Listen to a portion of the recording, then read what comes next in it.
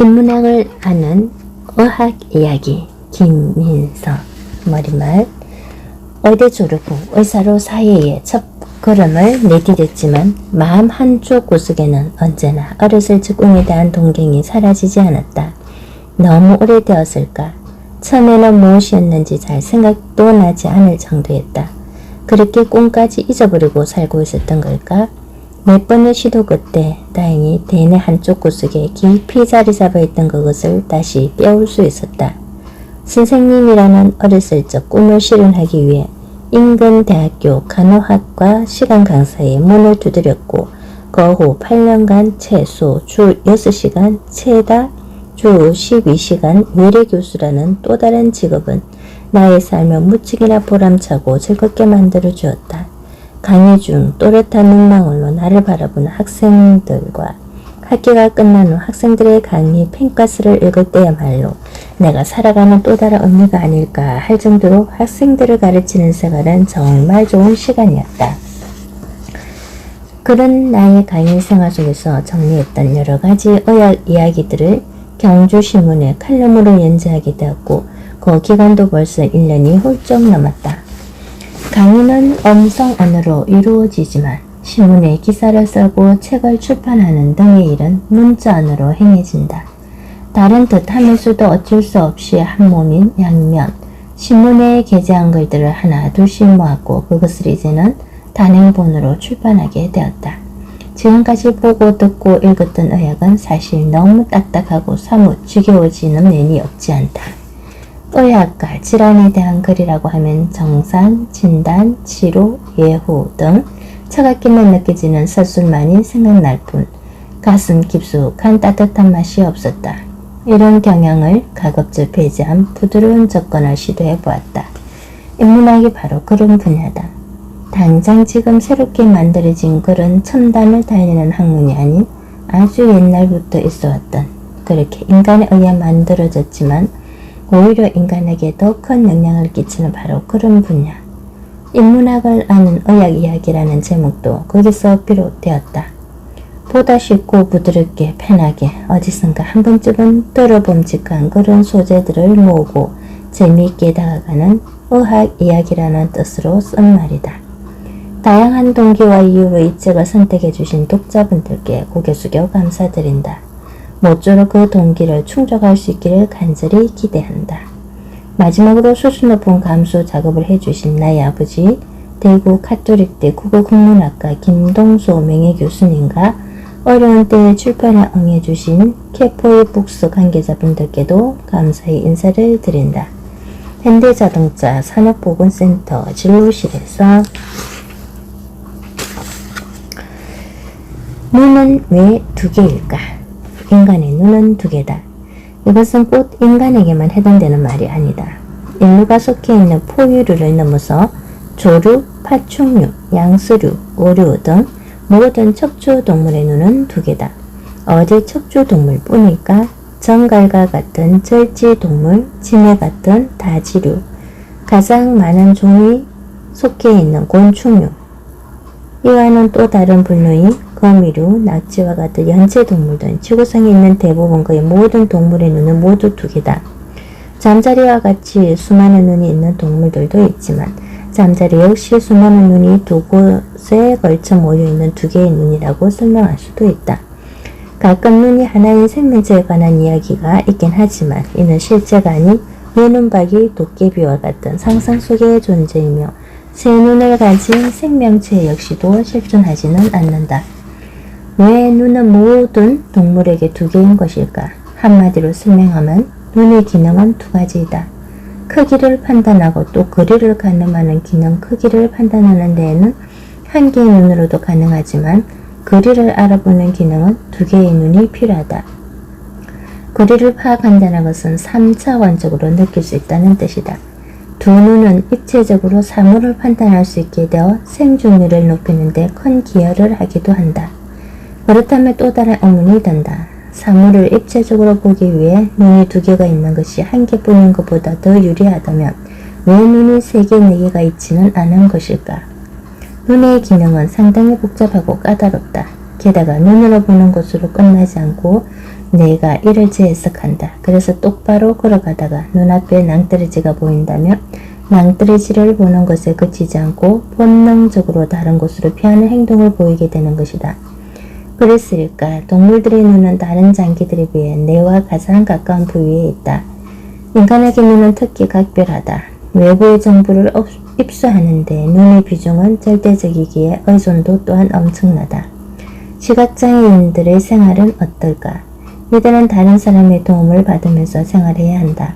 사람이 아니더라도 시각장애인 도우미, 개, 맹도견이나 하다못해 지방이라도 필요하다.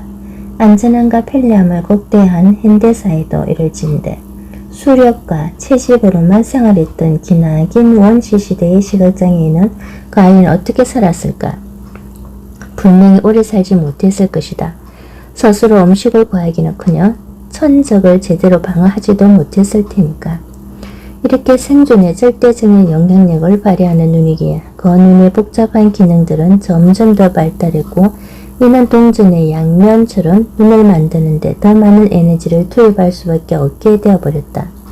경제학에서 사용되는 한계 효용의 법칙은 진화론과 생물학에서도 충분히 응용할 수 있다. 많은 노력을 기울였지만 효용은 점점 더 떨어진다면 가장 높은 효과를 거둘 수 있는 노력만큼만 하게 되는 것이 자연스러우니 말이다. 눈을 2개 만드는 데 드는 노력에 비해 눈을 3개 만드는 것이 훨씬 더 힘든데도 눈 3개의 효용이 그다지 높지 않다면 이는 포기하는 것이 더 나을 수밖에 없다. 지구가 만들어진 시기를 40억 년 전으로 추측한다. 그 혼돈의 초기 지구에서 최초의 생명체가 자외선이 미치지 않는 바닷속의 모습을 드러낸 것을 약 1억 년 전으로 잡고 있다. 초기 생명체들은 진화를 거치지 않았기에 현재의 관점에서 바라보는 것과는 무척이나 다른 모습이었을 것이라고 생각한다. 그때마냥 눈이 1개 달린 동물과 2개 달린 동물, 3개 달린 동물들이 공존했다면 그중 어느 동물이 가장 유리했을까? 눈이 2개 달린 동물들이 적자 생존의 법칙에 의해 오늘날까지 살아남았고 1개이나 3개인 동물들은 자연스럽게 도태되지 않았을까 상상하기도 한다. 손가락 수는 왜 5개일까? 어린아이들이 부모에게 종종 물어보는 귀여운 질문이지만 사실 우리는 정확하고 명확한 답을 알고 있지 않다. 다만 손가락이 4개인 동물과 6개인 동물들보다 5개 가진 동물이 진화론적으로 더 우위에 속해 있기에 경쟁에서 이기고 이들을 멸종시킨 후 더 훗날까지 살아남은 것이 아닐까 하고 같은 맥락으로 추측할 뿐이다. 토끼의 간. 간은 인류를 비롯한 모든 포유류의 복부에 위치한 장기로서 무게가 1.5kg이나 나가는 가장 크고 무거운 그리고 신비로운 장기이다. 고대로부터 생명이 유지되고 있는지 끊어졌는지에 대한 가장 쉽고 확실한 판단은 맥박이었다. 심장이 뛰고 있으면 살아있는 것이고 심장이 뛰지 않으면 죽었다는 전통적인 판단법. 이는 현대의 첨단 과학기술 속에서도 별 다르지 않다. 심전도 소견으로 심장의 움직임이 전혀 체크되지 않으면 죽었다고 판단하고 의료인들은 사망을 선언한다. 고대인들은 심장에 대한 막연한 동경을 가졌다. 생명과 직결된 장기에 대한 존경의 표시도 분명히 있었으리라. 그런데 막상 사체를 파헤쳐보니 직접 본 심장의 모습은 너무 왜소했다. 겨우 한 주먹만한 크기야 울퉁불퉁하고 혈관들이 삐쭉삐쭉하게 튀어나온 데다가 한쪽으로 비대해져 대청가는 거리가 멋없는 모습, 게다가 속은 완전히 비어있어 무게도 형편없이 가벼웠다. 기대가 너무 컸어였을까? 이에 대한 존경심은 금세 사라졌다. 사실 심장의 기능은 너무 단순하고 간단하다. 인체의 오장육부 중 가장 먼저 인공장기가 탄생한 것도 그리고 심장 외에 다른 인공장기가 없는 것도 같은 이유다. 그런데 간은 달랐다. 일단 크고 굉장히 무거웠다. 빛깔도 붉은빛, 일색이 다른 장기들과는 확연히 다른 색이다. 매끈매끈한 표면과 꽉 찬 속은 고대인의 눈에도 뭔가 신비한 기능들로 가득 차 있는 듯한 느낌을 주고도 남았다. 그랬을까? 간을 영어로 하면 리브다. 리브를 다시 우리말로 번역하면 우연히 일치겠지만 살아있는 자, 생존자라는 의미로도 해석이 가능하다. 간은 바로 생명 그 자체와 동일시되는 그런 장기라는 믿음이 있을 수도 있겠다. 오늘날에도 우리는 간에 대해서는 잘 모른다. 물질 대사, 알코올 분해, 해독작용, 혈액 응고작용, 항체 생산, 호르몬 생산, 각종 다양한 대사 등 간의 기능은 무궁무진하다. 간은 우리 몸의 모든 기능에 관여한다. 고 해도 과언이 아닐 정도로 무려 500가지도 넘는 일을 하며 1000가지 이상의 인체가 꼭 필요로 하는 여러가지 각종 물질들을 생산한다.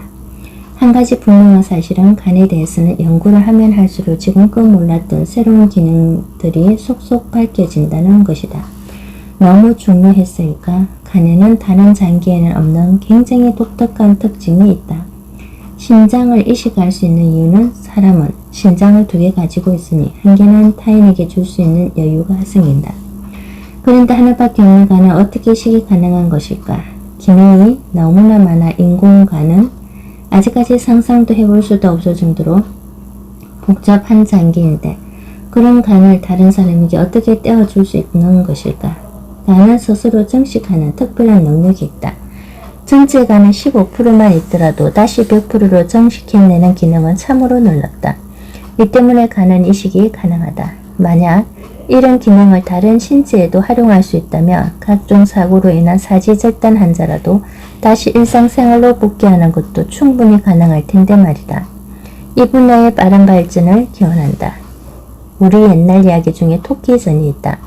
여왕님이 몹쓸 병에 걸렸는데 토끼간이 치료제를 하여 거북이가 육지로 가서 토끼간을 구해오게 되었다.